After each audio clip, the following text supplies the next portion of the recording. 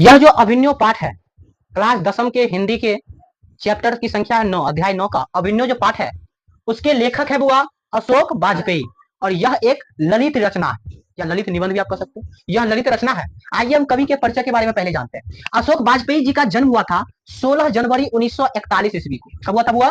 16 जनवरी 1941 ईस्वी को दुर्ग में हुआ था, छत्तीसगढ़ में, जिसकी राजधानी रायपुर। ठीक है। लेकिन यह जो निवास किए थे, मतलब रहने लगे थे, वो सागर मध्य प्रदेश में पड़ता है। कहां पड़ता है बोले? मध्य प्रदेश। तो मध्य प्रदेश के सागर में इनका वास्तविक निवास है, मूल निवास जो है। ठीक है। इसके बाद इनकी माता का नाम था निर्मला देवी और पिताजी का नाम था परमानंद वाजपेयी। ये गवर्नमेंट हाई सेकेंडरी स्कूल, यहां से उनकी प्रारंभिक शिक्षा प्रारंभ हुई थी। और ये जो बीए किए थे सागर विश्वविद्यालय से, फिर एमए जो किए थे सेंट स्टीफेंस स्कूल से।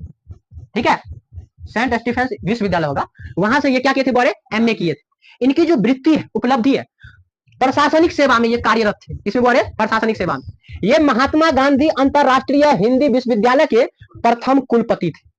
जैसे अपने है ना ललित नारायण मिश्रा यूनिवर्सिटी के कुलपति। ठीक है, तो वो थे महात्मा गांधी अंतरराष्ट्रीय हिंदी विश्वविद्यालय के प्रथम कुलपति। ये कला अकादमी के निर्देशक भी थे। भारत में जो कला अकादमी था उसका यह निर्देशक भी कौन थे? अशोक वाजपेयी।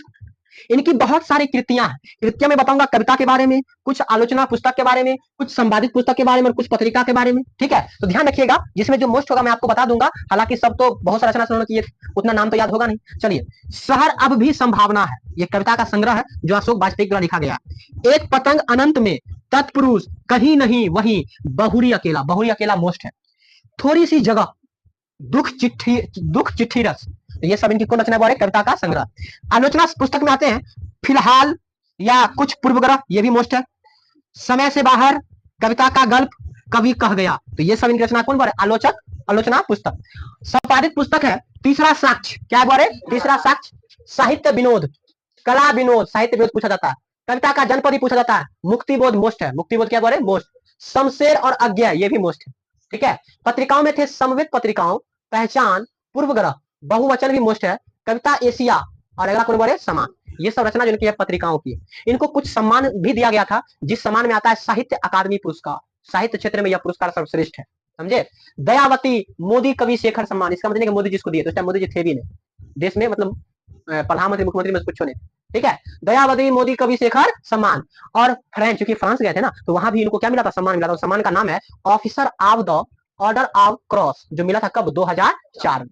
ठीक है।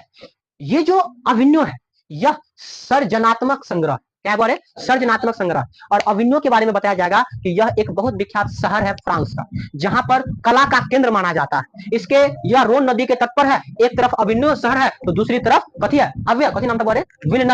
विलनव, यह गांव का नाम। ठीक है। और इसी के बारे में इस चैप्टर में बताया गया है कि जब लेखक को बुलाया जाता है तो वहां पर वो किस प्रकार अनुभव करते हैं, नदियों को वह किस प्रकार देखती हैं, फ्रांस की जो कला संगीत है उसको किस प्रकार देखते हैं। वो महज 19 दिन तक वहां रहते हैं, लेकिन उस 19 दिन में उन्होंने जितनी भी दिन रहा, उन सब दिन उसने कुछ न कुछ कविता की रचना करते गया। ठीक है।